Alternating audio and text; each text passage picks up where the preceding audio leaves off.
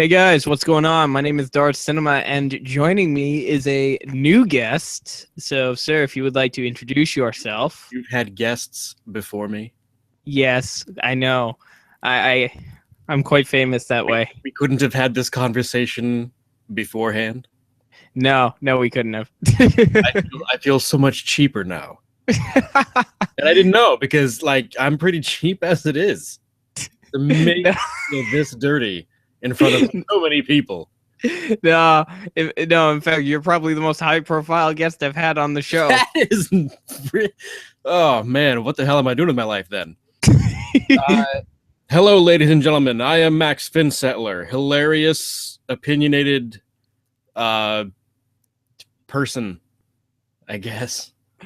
I brought Max on, guys, because apparently from my last Batman v Superman plot video, a lot of people were saying that I was a hater, that I'm just a hater and I don't like the movie and that I just think Marvel's better. But I am past the point of caring about this brand war between Marvel and DC. I am a superhero fan through and through, regardless of the company. So I'm doing this video because we received a very concerning article from concerning. I'm gonna put that up. We're not at DEFCON 1 yet, but we're getting there. So sure. So obviously this has to do with Jena Malone, guys. Jena Malone has been the subject of a lot of rumors due to her mysterious role in Batman v Superman. We had no idea who she was playing, though the biggest rumor, and the one that a lot of us were believing at this point, was that she would be playing Barbara Gordon, who at this point would most likely be Oracle.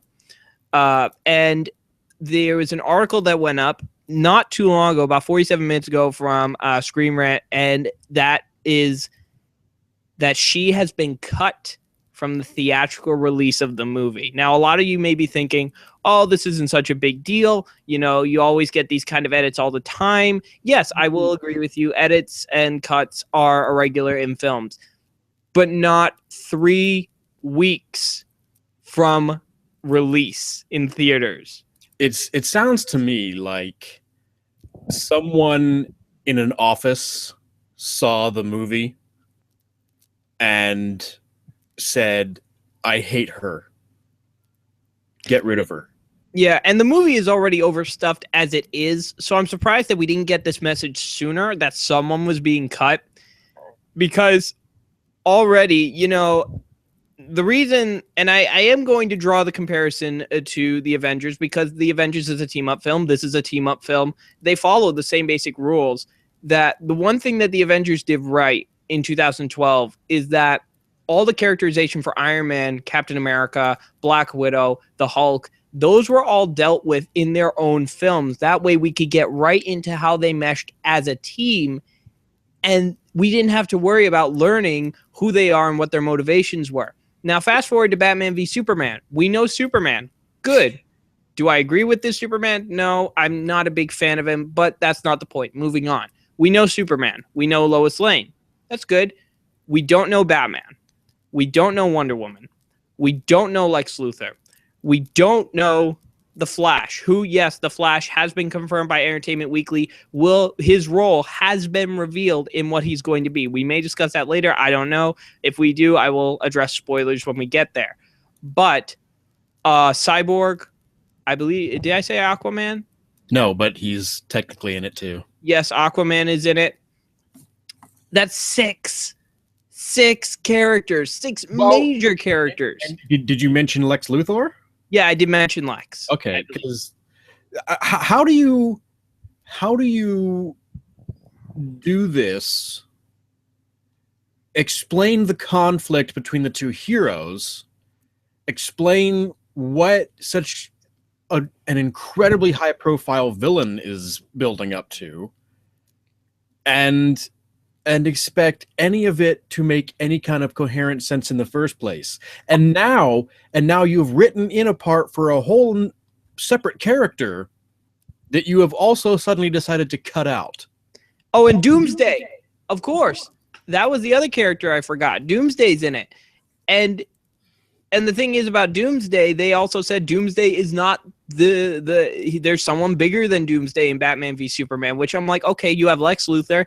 Who's bigger than Lex Luthor? You got Doomsday. Who's bigger than Doomsday? We have 3 villains. Now, in the course of comic book movie history, when has there ever been a film with 3 villains that has ever succeeded without feeling like it was juggling? I thought they said that Darkseid was in it. Did I misread that? Yes, Darkseid. Now we'll get into spoilers, guys. So I'll give you like 2 seconds to click off this if you don't want spoilers. Fuck it, you want spoilers, and you know you do. I like this guy. I want him on more. Anyway, anyway. So the Flash's role is apparently tied to the nightmare scene that we see with Batman in that Mad Max inspired world. It is not just Batman who is having these visions. What we will be seeing will come from both Batman and Superman. And from what the person at Entertainment Weekly is saying is that the Flash will appear to Batman to give him a cryptic message and then disappear. So a lot of people are already theorizing that what we're seeing is from a future that has already happened, that Barry has gone back in time to prevent, and this is like the after effects of it. And we've seen the Omega symbol in the ground, so obviously there are rumors that we will see Darkseid in Batman v Superman in this nightmare scene. So again, there's another character. There's Darkseid. I mean, this is going to be like what, a 3-hour movie? No, this is going to be, the runtime is at 1 hour and 51 minutes. No, not 1 hour. 151 minutes. My bad. So that's 2 hours 31 minutes. So 2.5 hours. This is gonna feel crammed. And guys, before you go off saying I'm a hater, Batman was my first superhero that I have loved. My first thing exposure to Batman at all was Heart of Ice, season 1 of Batman the Animated Series, and Mr. Freeze became one of my favorite villains of all time. Really hope that if they do the solo Batman films, they will bring him back and do him justice. But my problem with this, guys, is I want a Justice League film done right. It's really sad that in this entire universe of DC media, that Bruce Timm and Paul Dini's cartoon is a better Justice League than the comics, and it's a better Justice League than what we're seeing. And I know I'm going to get hate for it, but I don't care. Like, to me, Bruce Timm and Paul Dini's Justice League, it's what I will measure the movie against. Does the team work well together? Is there the synergy between them that you see in the comics, that you see in the show? That's the point, because you can have a team up movie, but they need to have that moment that they come together. The thing that makes me hurts my brain is for how many years now, really decades, with the exception of that really nonstop Green Lantern movie, Warner Brothers has been afraid to do anything but Superman or Batman. And now that the Marvel Studios have shown you how to do it, they instead are kicking and screaming against the lesson of let each character develop naturally, and are instead just shoving so much shit. And I can sort of get it. Get like the strategy. If the strategy is intended to be, oh well, we're going to draw them in with Batman and Superman, and then we're going to give them, 1-minute scenes that tease the Flash and tease Wonder Woman and tease whoever else, so that they'll say, man, that'll make a great movie. When's that coming out? But that's really stupid, because people would already go to a good Flash movie. People would already go to a good Green Lantern movie.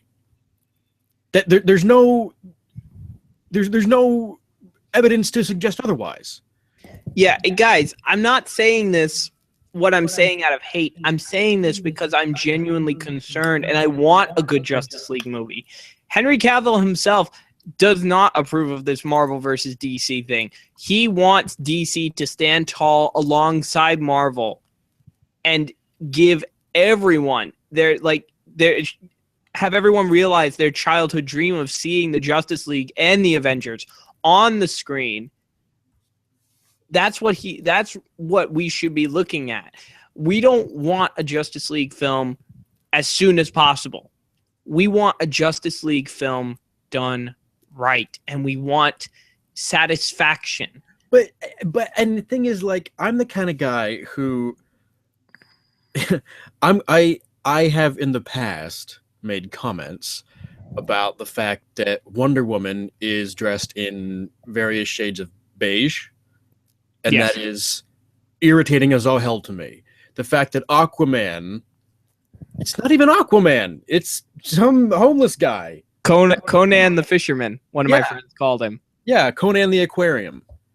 But what the reason it drives me nuts is it's completely unnecessary. Why are you taking characters that are already badass characters, otherwise they wouldn't have existed for the last 60 years, and trying to make them better or grittier or darker? They don't need to be. You just have to explain the character and it'll be fine. Yeah, I saw the last trailer, and here's where I will give Zack Snyder credit. One of the very few things I will actually give him credit for. That fight scene, the opening fight sequence with Batman taking on those 24 armed thugs, that was not only impressive to me, that is, like, as someone who's a fan of the Arkham games, I liked how the momentum that kept building with each one. And that was a trailer cut. So I really want to see what he does there. And it looks great to me. At least Ben Affleck is warming up to me. I haven't seen his full performance, so I can't judge it, but I will not deny I am intrigued by it. The one thing I don't like, though, and I'm seeing this in photos, it's just like Max just said, like Wonder Woman's costume and Superman's costume in like certain set photos are bright. Mm-hmm. They got that color, and then in the movie it's just sucked out. The contrast that would have been to have the bright colors of Superman's costume environment and have the like muted environment of Gotham, that would have been an amazing contrast. But they don't. It just strikes me as you've got these characters, like Batman is the one guy who's supposed to be a moody prick. The rest of them aren't. And that's why the rest of them have color and vibrancy to their characters. And then there's the one guy who stands out because he's not that jovial person.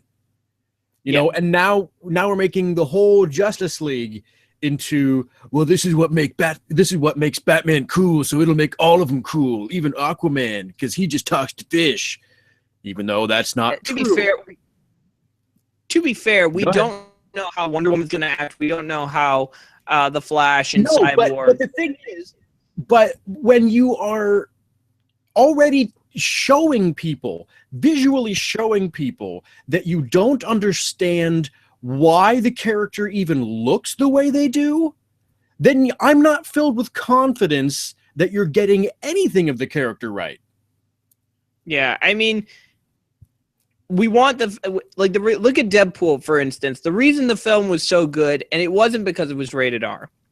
It was because the people behind the movie, including Ryan Reynolds himself, knew that they screwed up with X-Men Origins Wolverine. And they vowed to themselves, we're going to make this right. We're going to do the character right for the fans. And the thing is that a lot of people don't seem to realize about the Marvel films, about the Fox films, and about the DC films. Yeah, the comic book, like the comic book readers, we don't make up a large portion of the audience. We really don't. the advertising is not meant to sell us because we're comic book fans. We're going to go see it anyway. They're trying to sell the general audience on that. And I've talked to people who are not normally comic book fans. And not only are they like confused on the fact of why are Batman and Superman fighting, they're just, they feel like it's overwhelming. These are and guys, you may write them off as saying they're not important. They are important. Ticket sales are important. And the point is, the movie cannot succeed based on the hardcore comic book audience that DC has alone. No, but I mean, this is a movie that they've spent, and this is part of our confusion today anyway, because they've spent so much time and they've been promoting this since virtually the release of Man of Steel. This has been, they have made a buzz about this for years, and they're going to continue just pushing, even though now their ad campaign seems to be a little muddled. But this is going to make its money just because of the saturation of advertising. Yeah, the thing is that, like, again, there are rumors. I've heard rumors that, again, this wasn't really planned at all, Batman v Superman, though. Not at all. No. That was going to be a straight Man of Steel sequel. But given the 50-50 split response by audiences and critics during release, yes, I know DC fans, they do listen to critics as much as they listen to audiences. That split got them worried, and they brought in the one character they knew would make them money, and it was Batman. Which was that is sorry, but no, it's all right. Why? Look, just make a good movie. Quit trying to make money and try to make a good movie. You're going to be making Batman movies for the next 200 years, regardless of how this storyline goes. So quit. And when you shove Batman into what was supposed to be a 3-movie set with an actual, trilogy arc and everything like it did with the Nolan movies, when you shove Batman in, you know what that says? That tells everybody, hey, we're panicking. And then when you turn around and take that panic and you start shoving everyone in, telling everyone, oh, wait, no, we're not actually, don't worry, we're not panicking by using Batman. We're using everybody all at once. We're going to make this really great by shoving everything into it as humanly possible. That doesn't cover up that you are panicking. That just says that you are panicking, and now you've made it exponentially worse. Yeah. Now, a lot of people have told me that the backwards Marvel formula, starting with the team up and then going for the solo release movies, can work. And it can. However, you have to make sure that this team up movie is gold. No, it's got not gold. It has to be a friggin' diamond. You cannot, everything must go off without a hitch in order for the film to work and to serve as the launch pad for this DC extended universe. And I've told a lot of people, this is not the film that will make or break the DC extended universe. It's not going to be Batman v Superman. The movie's going to succeed at the box office regardless, at least for the first couple weekends. I already know that. Of course. Suicide Squad or break, because it was like you said, Max, you can make a Batman film, you can make a Superman film, but once you go past those characters, you are wading in very dangerous water. Well, yeah, you're doing something new that's unexpected, and you have to get the characters right. And that's the dangerous part, is you actually have to get the characters right, because if you don't, everyone who knows the characters is instantly going to be on the internet telling you, hey, it's not a bad movie if you pretend it's not supposed to be a movie about this character. It's what's gonna happen to what happened to X-Men Origins Wolverine with Deadpool will happen to the movie. Now, I am looking forward to Suicide Squad, even though Harley Quinn looks like a Hot Topic model. And and I will say this once, I'll say it again. Her Arkham City costume would have been a much better choice for the film. Not only does it harken back to her original red and black color scheme, but it doesn't look. But she's not wearing a t-shirt and short shorts. Well, to be fair, by the look of things, none of the villains in Suicide Squad actually look like who they're supposed to be. Deadshot looks like Deadshot when he's wearing his helmet, but they do their damnedest to get it off of him because you have to see the star power of Will Smith's face. Other than that, does Captain Boomerang look like Captain Boomerang? No, he looks like Jack the Ripper on Casual Friday. Just some guy with mutton chops for no reason. Okay. And as impressive as Killer Croc's makeup looks, and it does look pretty impressive. I hate it. He hates it. This is one thing we disagree on. Just like how I support Batman, Team Batman in this fight. I think he said to me, "I will break your clicking finger." Yeah, they said, "Who? What side are you on?" And I said, "I support Team Batman," and he wrote, "I will break your clicking finger."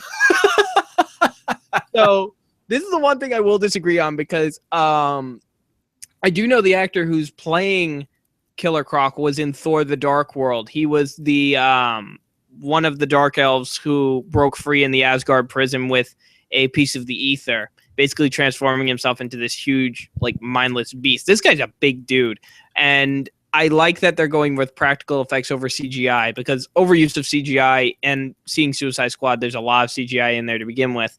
That's a good move on their part, but like, compare him to the comics, compare him to the Arkham games. Yep, the Arkham games have nailed the Batman villains, in my opinion.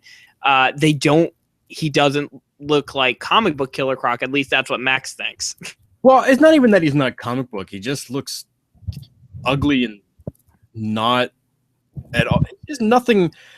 He doesn't look like, again, he just doesn't look like Killer Croc. He looks like somebody drowned a burn victim. I don't even know how. I'm looking at it right now, and it's just, oh God, it's just ugly. It doesn't look like a Crocodile Man to me. Yeah, I know a lot of people love it. But then again, part of that might just be the fact that nobody else looks anything like who they're supposed to be.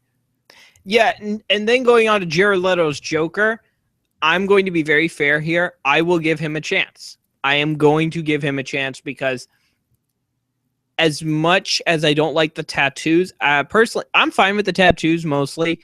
If I just take the one that says damaged off of his forehead, and I'd be totally fine with it. I would be totally fine with it. I just do not care for that one on his forehead that says damaged. I'm like, okay, that's like beating us over the head saying, do you get it? It's because he's crazy. Yeah. We know the Joker's crazy, but I am really interested to see what Leto's take on the Joker was, because a lot of people have been hyping him up. A lot of his co-stars have been saying like he really got into this role. Now, whether that's just hype or whether that's true, because I know Viola Davis was saying that he allegedly brought in a pig's head to the cast. I am not making this up. Good. That is scary. It's dedication. That is dedication to your role. Now, if he is that awesome, which I feel for the guy, because you got to really step up your game compared to Heath Ledger. Now, okay, can we argue about that for a few minutes? Oh, boy. Go ahead. Okay. Heath Ledger did not play the Joker. There, I said it. Oh, dear God. Well, okay, everyone. If you need me, I will be in my bomb shelter. I am... Now, listen. I will clarify. I love that movie. It's an excellent movie, and I enjoy every moment of it every time I watch it. But he wasn't the Joker. He was any common psychopath with enough connections to just get a bunch of guns whenever he wanted them. The Joker is a pristine character who does plan things out in a very specific way so that all the chaos that he does create is funny to him. This guy was just running around blowing shit up. He was a slob. He didn't care about his presentation of what he did. He wasn't really the Joker. Now, I'm going to argue this because I know a lot of people are going to say this, so I might as well make their point. Mm-hmm. That the Bale films, as much as I hate to admit it, that's not comic book Batman. That's more how would Batman operate in our society today. No, that's fine. But if you're going to say that if you're already admitting that your city is so beyond corruption that a guy can basically hijack a school bus painted as a clown and not be found within minutes, or not be arrested in minutes at least, then you're already way into the anything can happen realm. And at that point, just actually make him the Joker. Make him the guy who gets away with things because he is that capable, not because he's insane and just suffers from dumb luck. Okay, now I'm raising the flame and deflector shields right now. Oh boy. Anyway, he did deserve the Oscar. It was an excellent performance. He did deserve that. Well, I really think I will give Jared Leto the chance. I mean, the guy is absolutely the guy is a fantastic actor, and I think he can pull it off. The thing is, I'm going into Batman v Superman with an open mind, as I did with Avengers Age of Ultron, as I did with Deadpool. I don't like to hype myself up over movies, and usually when I do, I go see it again with a clear mindset. And I'm going to admit that, full disclosure right now, I was hyped for The Force Awakens. Yeah, Max, you know I was. Yeah, you don't say. Every clip, every trailer, I was hyped. But tell me this though. Were you surprised when Han Solo died? Yeah, we don't need to say spoilers. I was. Why? I was. But not so much that he died, it was the way he died. Okay, but you weren't expecting his death the entire time? Not until the moment it happened. Really? Well, no, not the moment. I will say about as soon as he saw Kylo Ren and he called out his name, I'm like, yep, you're dead. Okay, but as a guy who was so into this, the movie and the hype and all the build-up and everything, did you not believe Harrison Ford?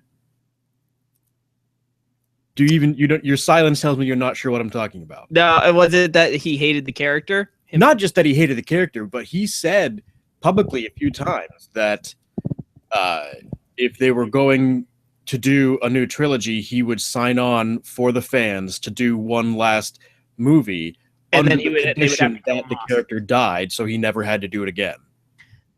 I think when I was in the theater for that first time, it never fully registered to me. It never did. And then it happened. And I will say, I was there for pretty close to the midnight release. We don't have midnight releases here where I live. We actually show it the night before.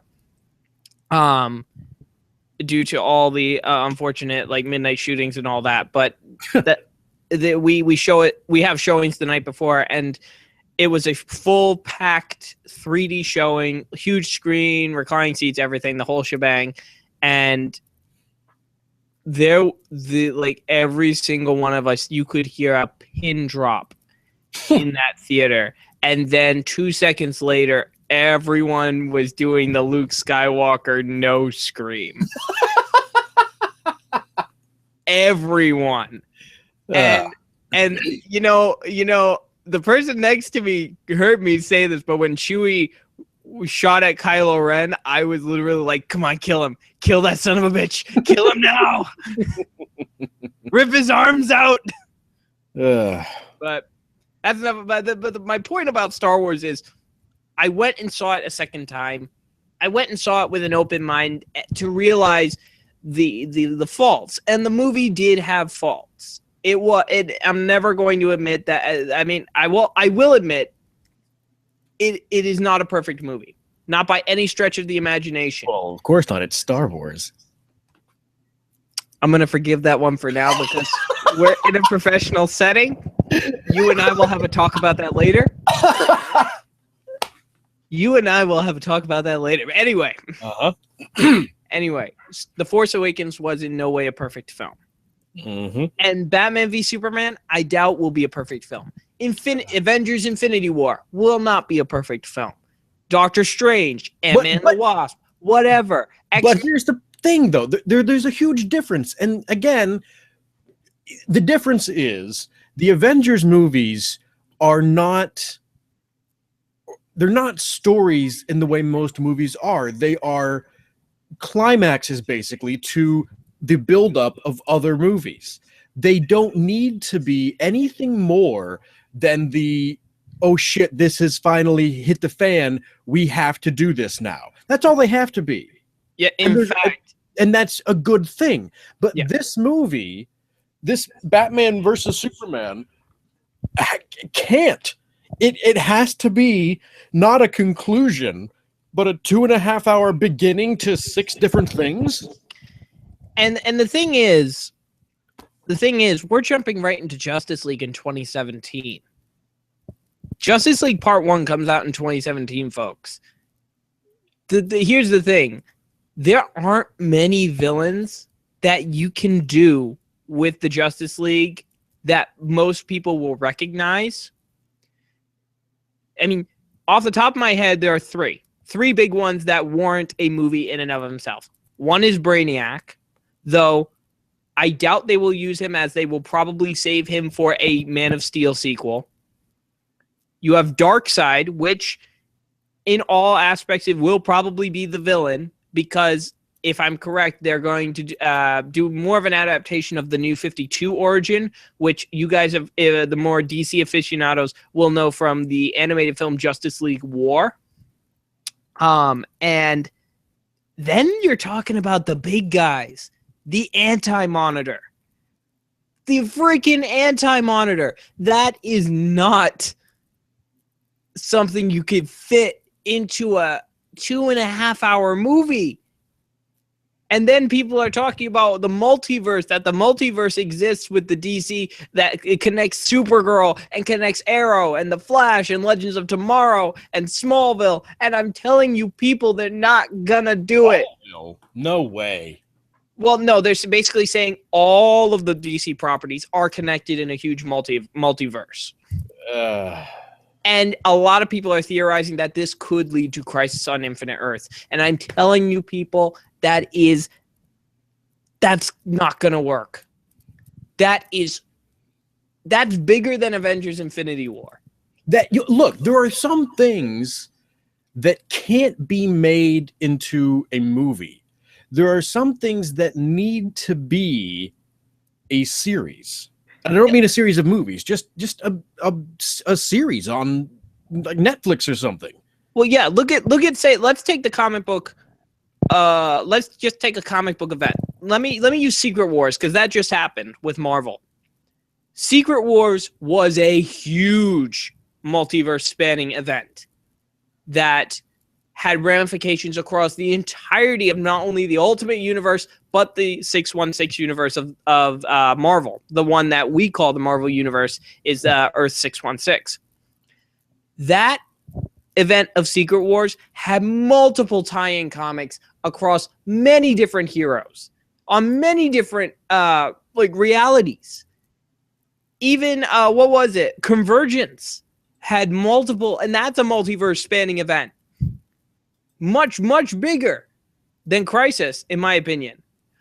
But my whole point of the matter is, you're talking about an event that will affect every single facet of the multiverse. The amount of time and effort to put into that and actually make it serviceable and make it good, that would take years. And they're doing it backward. Like it's one thing to have, like with the Marvel stuff, the Netflix shows are set to converge into a movie that will affect the New York situation. That's fine. You know, all the movies that come together to make the Avengers films, that's fine. Yeah. Because you are setting a standard storyline that the others will at least talk about, but they can exist in their own. But again, we're talking about something that starts off in a cluster and then is supposed to spread out even among the movies, which makes the problem immediately bigger. We're not talking about storylines converging. We're talking about immediately making more storylines to then maybe converge later, plus new TV shows all the time. It's just too much to fathom putting together for real. Yeah, and the fact that DC specifically stated that the Arrowverse, which is what I'm calling, Legends of Tomorrow, Arrow, and the Flash, that and Vixen, those are entirely separate from the movie universe. The reason they stated that, guys, there is no multiverse. Crisis is not going to happen, at least not for at least a decade. And by that point, do you really think Stephen Amell is going to keep playing Oliver Queen? And here's the other thing, and I run into this. Okay, look, Marvel, DC, I don't really have a dog in that race. What I do adore is Transformers. And after the first Transformers, during the first Transformers movie, about 10 minutes in, my reaction was, oh. So I watched that movie and I'm like, all right, they made a Shia LaBeouf movie and sometimes there are robots. Weird choice, but fine. And then they were making the second movie and all these people that I know were talking about, oh, they're going to have Devastator. Devastator's going to be in it. And I'm like, I doubt that. And then instead of Devastator, they made a thing in it that looked like a giant metal version of the Rancor Beast. And then the third movie comes along and everyone's talking about how, it's going to have Galvatron. And I'm like, is it really though? And then it didn't, because they don't know what they're doing. And then the fourth movie comes along and everyone's like, oh, they're going to have Dinobots. And I'm like, are they? And then they really didn't. That was unforgivable what they did to Grimlock. I would grab Michael Bay and I would shake him roughly. I would say, what have you done to my childhood hero? As soon as I saw that picture, I will feed you. As soon as I saw that picture of Optimus Prime riding Grimlock, I stopped I was at the mall and I saw that cutout and I just stopped and I turned to my friend and I said, there are two reasons that would never happen. One of them is Optimus Prime. The other reason is Grimlock. No one is going to ride Grimlock except maybe Wheelie. And that's even such a nerd thing for me to say. But my point is, they're making number 5 now. And everyone is so excited this time because they say they're going to put Unicron in it. And I'm telling you now, it's not. Even if there's a giant, scary metal thing from the sky that's bigger than Earth, it's not going to be Unicron any more than that was Grimlock or that was Galvatron or those were the Constructicons. My point is, doesn't there come a moment in your fandom of a franchise? And when I say a franchise, I mean the whole thing, the toys, the comics, the cartoons, the TV shows, the movies. Doesn't there come a point when your love of the actual characters force you to admit that you don't want this movie to get made? I don't mean specifically Batman versus Superman, but there has to come a point where something that you love has been beaten and beaten and beaten by incompetents who have no investment in anything other than a quick buck. And we already have done it, DC fans. We already have. Fast forward 20 years ago, guys, after the abomination that was Batman and Robin. Joel and Schumacher was going to make a third one, Batman Triumphant. And Harley Quinn was going to be the Joker's daughter. I am not kidding, folks. But because we backlashed against it, but because of the piss poor quality of Batman and Robin, they didn't do it. And again, I'm not saying that we should instantly be shutting down against Batman versus Superman. It's just that there comes a point when our loyalty to any franchise requires us to say, no, what you're doing is just fucking awful. And we have to say, you can't, we're not going to just give you $1 billion for not really making a movie about what we love. Well, unfortunately, we already kind of did with Transformers Age of Extinction. Well, we've been doing it for every movie, but I mean, granted, what they're doing with those movies is saying, hey, we're going to take a recognizable franchise name, we're going to release it in the middle of July for 2 weeks with no competition, and then claim it was a hit, even though it was the only movie to watch in the summer when people go to the movies because it's just not fucking hot in the theater. So the thing is, when you look at the grand scheme of what Marvel is doing, Marvel is not afraid to take chances. And I am comparing both companies, and I will say that the Marvel Cinematic Universe is doing fantastic. They have hit roadblocks. That is true. Avengers Age of Ultron, it was, for me, it was on par with Avengers 1. And I personally liked some of the things that they did, though I understand why many people didn't like it. Case in point, I thought making Ultron have a personality was a good idea, though a lot of people wanted him to be more like his comic book counterpart, in which case I say then it would have just gotten hammered and slammed as just being a Terminator with a different skin. That's essentially what comic book Ultron would have been. And even then, this Ultron with a personality, it was still a very robotic, calculating thing. It wasn't like it was fucking, well, it wasn't like the Joker. It wasn't this over-the-top thing. It was just something that was being logical. Yeah, and then, now I'm not going to say Marvel has, that I'm not concerned about Marvel as well. In fact, it was just announced and confirmed by the directors that Avengers Infinity War would contain 68 characters from the Marvel Cinematic Universe. Now, are there that many? well, there are if we include villains. Well, that makes sense, I guess. Heroes and villains. Now, I will also say, guys, Avengers Infinity War, I will say I am worried. I believe Civil War is like a test run for Infinity War because the scope that Infinity War is going to go to bring these characters together. And this is the culmination of over a decade. By the time of Infinity War Part 1, it will probably have been almost to the month. I haven't looked up what the day when Iron Man 1 came out. But 1 decade, in 2008, when this whole universe started, and this is where this first major story arc, this whole buildup since Avengers, and even again till Iron Man, because Iron Man got the ball rolling. This is what it's been building up to.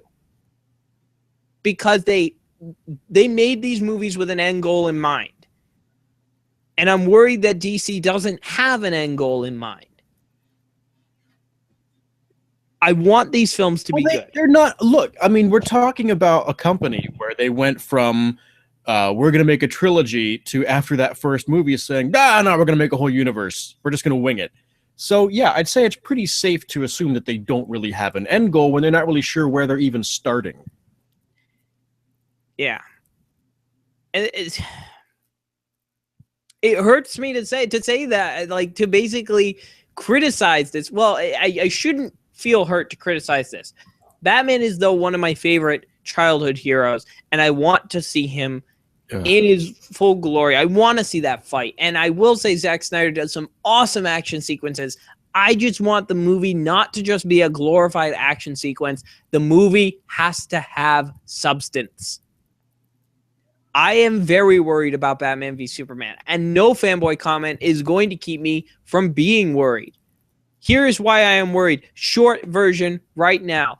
I am worried because of the casting. I am not invested in Jesse Eisenberg as Lex Luthor. I will believe it when I see it. Number two, Ezra Miller. I love that guy. Shut up. Shut up right now about Ezra Miller. I will not open up that can of worms. But Jena Malone being cut 3 weeks before release. Now, in truth, this could have happened before. I am very open to that. But the fact that we are just hearing about it now, 3 weeks from release, that is not a good sign by any stretch of the imagination. And number three, they are promoting a rated R cut. And now I am not associating this with Deadpool whatsoever. I do because the apparently this was what was it? I think I have the note here. The reports from this were that came from a bulletin by the Classification and Ratings Administration that Batman v Superman had a rated R rating. They had an R rating, and it was later said that there was going to be an extended cut of the film, which, being a Zack Snyder film, I didn't really doubt that whatsoever. And it has nothing to do with Deadpool. So for those of you who think I'm going to compare it to Deadpool just because of a rated R, get out of here, because I'm not saying that.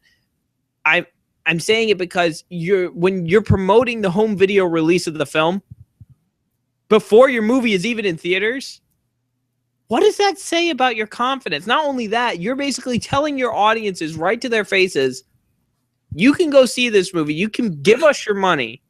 Go into the theater, have your popcorn, and watch Batman vs. Superman Dawn of Justice. But at the end of the day, you will not get the full experience until you have seen the extended cut of the film. And in this case, what's canon? Is the theatrical cut canon? Is the You know what, though? I hate to be... since you're not going to compare things, I will. Oh, boy. It's probably because of Deadpool. It is probably due to the success rate of an R-rated movie that they're not going to release the R-rated movie, but they have a version of it. And so essentially you're saying like they had for the home video release that they had the regular extended cut that wasn't rated R, and then they had the R-rated extended cut. And I think what you're going to get is they want to get their PG-13 safe money, but for the theatrical, because you're going to go see it anyway.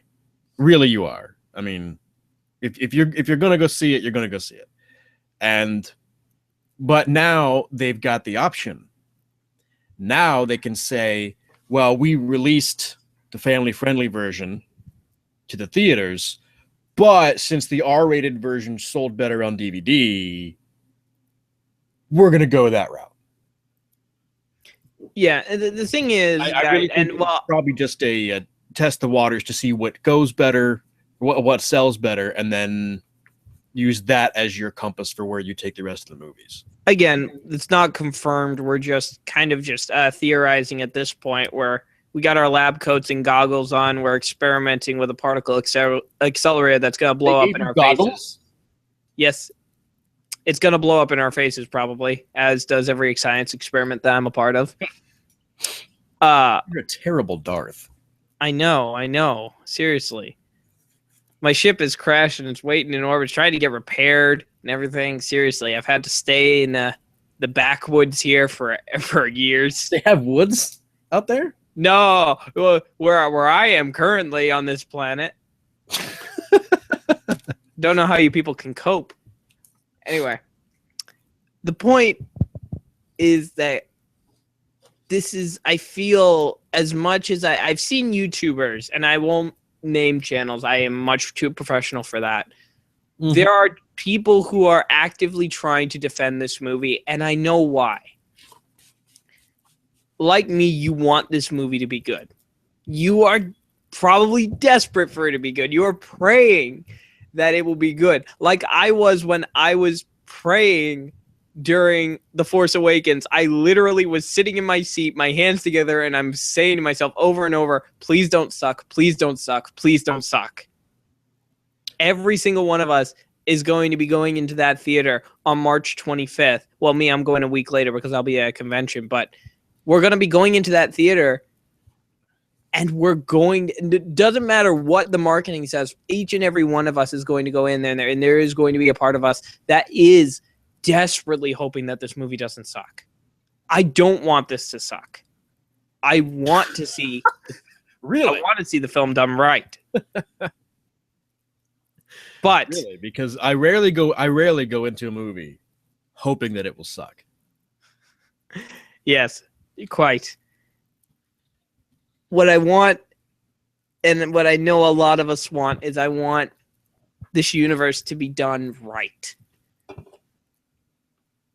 Well, again, that's something every fan wants of whatever their hell. When Hasbro's gonna break out fucking Micronauts as a movie universe, so there's gonna be Micronauts fans who are really gonna want that movie to be awesome. I'm sure all the fucking Smurf collectors out there are really distraught.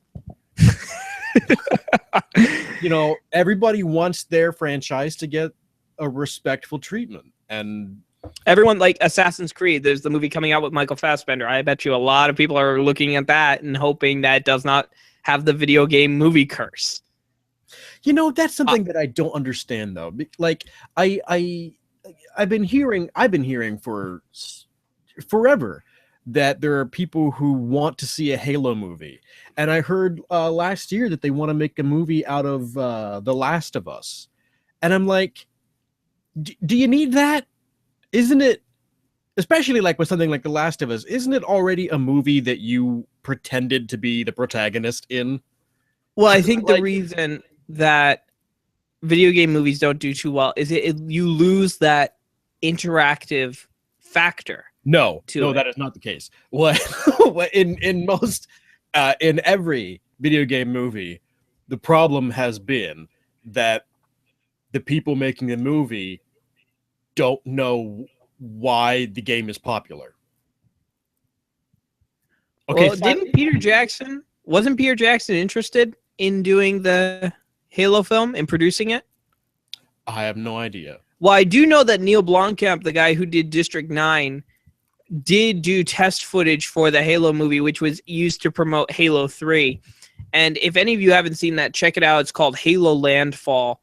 It is awesome. His style works so well with the brand, with like the whole brand of Halo. And if it was a movie like that, I would have paid money to see it. It looks fantastic. It just at certain points seems like, you know, what's the benefit of a movie compared to the game in certain things? Like, you know, Tomb Raider could probably have a pretty awesome movie. We all know that the Mario Brothers could have fucking 15 awesome movies if they were made by competent people who knew what the characters were or the world was like. Don't even bring up Legend of Zelda, because there's no way any studio could do that. Well, sure they could, because the games themselves aren't necessarily linear or about the same guy. So any movie about based on, and that's another thing with Zelda, it only has to be based on the characters and what Hyrule might be like. You know, those could be even looser than previous games had been, and it would still be okay if they got the tone and they got just the general feel of everything done right. But even for tone, you have kind of a good range of tone considering which game you want to adapt. Do you go for the lighter tone of the Wind Waker, or do you go for the darker tone of, say, Majora's Mask? Yeah, that would cause fucking nightmares, because even the game Majora's Mask was almost nightmare-inducing. A moment of silence for all the 90s kids who had nightmares. Moving on. Moving on. But there are so many games that could make excellent movies. It really just... I honestly feel, and I'm not a gamer, but I honestly feel like video games are in the same realm as comic books. I really feel that way. Like, if you look at the beginning of the X-Men stuff, the X-Men stuff started, and really, it started at that point where people who made movies still felt like they were too cool to make comic book movies, even though that's what they were doing.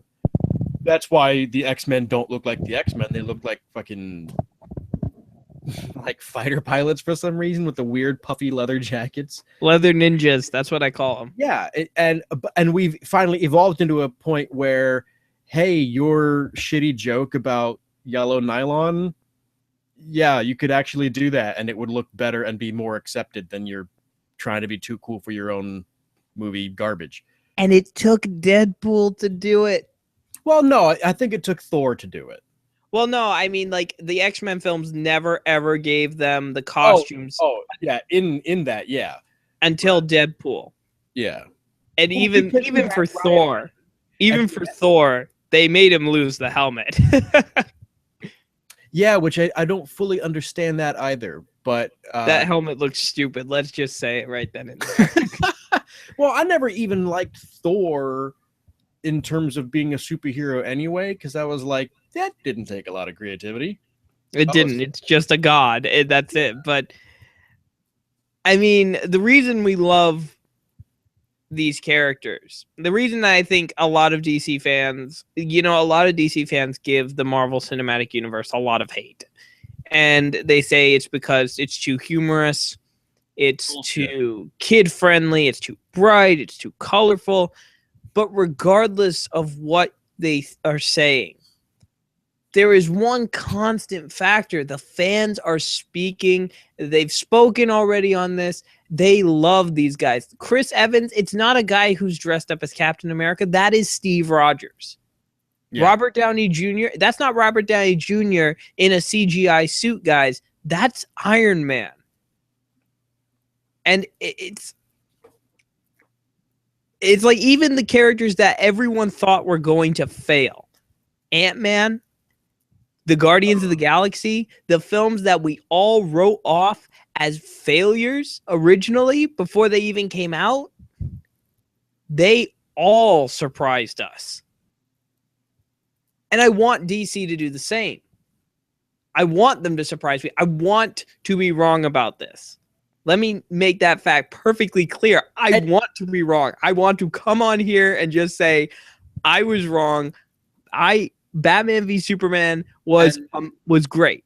And I need to also, we need to accept the fact that a fan base is not the only target, and it really should be. Star Wars is the worst franchise ever created, but shut your mouth. But when all those fucking prequels came out, my friends who loved Star Wars dragged me to the theater to see it. People who didn't see the original trilogy in theaters still went to see the prequels on purpose. Okay? You don't have to be a Superman fan to be taken to see a Superman movie or to just decide to go. If they said, like, right now, hey, we're going to make a Blue Beetle Booster Gold movie for the fuck of it, you would go. Anyone who appreciates science fiction would go, whether they even knew it was a DC thing or not. They just don't have the guts to do it for some reason. Yeah, it's like the thing is,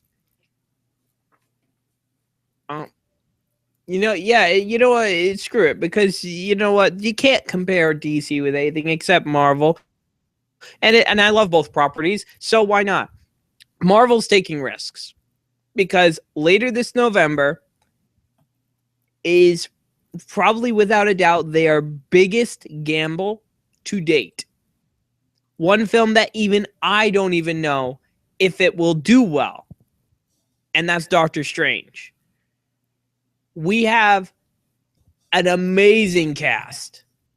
Benedict Cumberbatch, Tilda Swinton. Like this cast is absolutely amazing.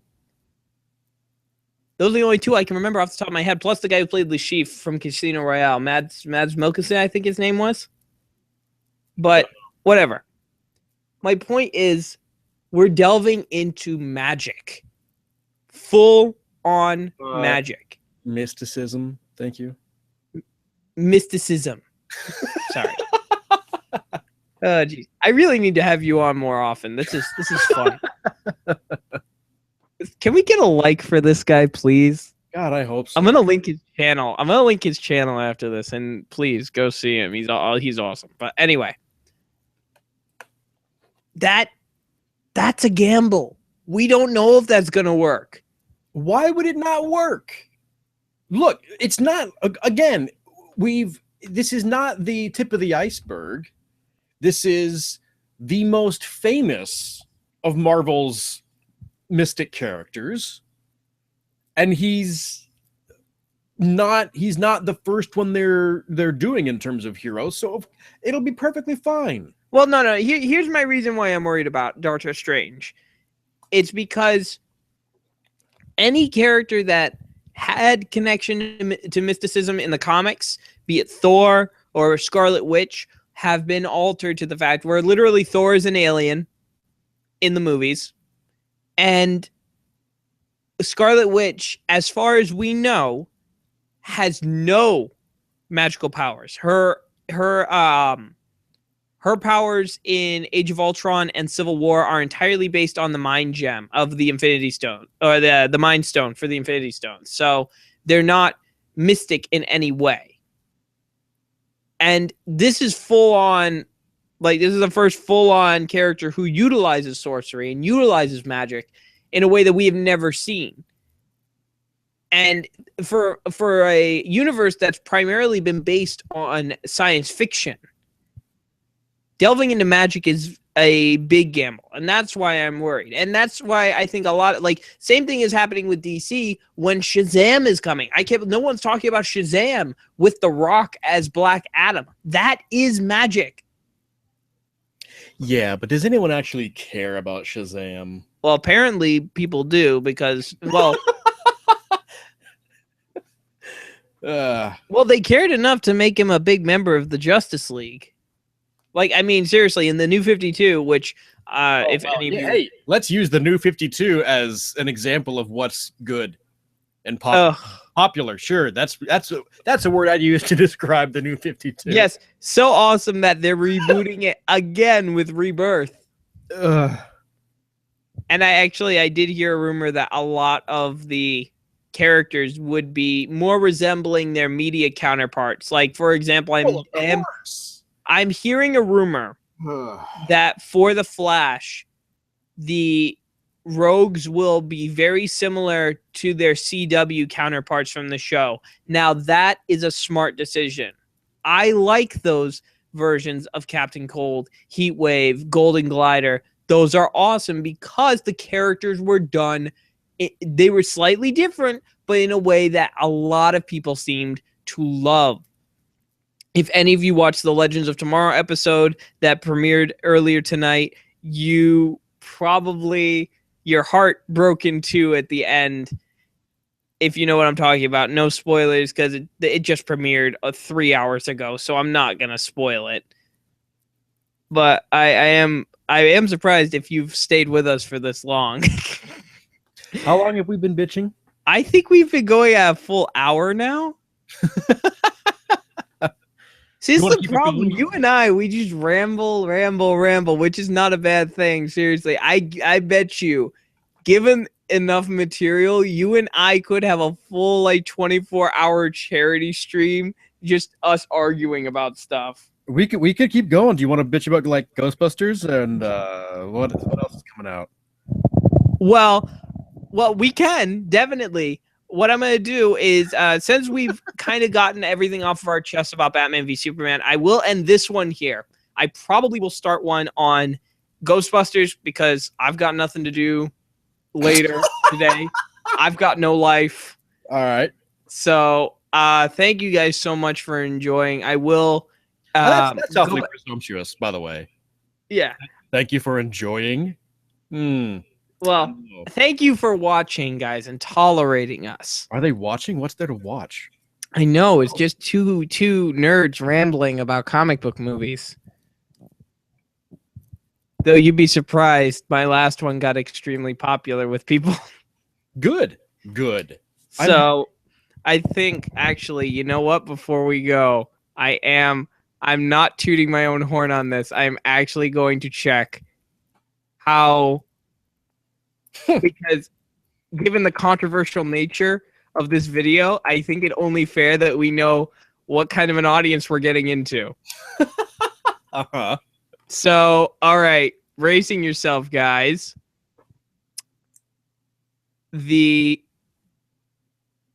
Over about 1,500 people watched this, which may not seem like a lot, but for my channel, that is big. That is a big deal. Wow. Yeah, they watched it until I said like Star Wars sucks, and then I'm sure they clicked away. Oh God. Have I mentioned that yet? Shut up. That Star Wars is absolutely terrible. You and I will have a discussion about that later. But yeah, a lot of people be saying this guy doesn't know shit about comics. Go back to reviewing anime. Uh-huh. Oh boy. Anyway, I hope you guys were enlightened by this by our commentary on this development for Batman v Superman.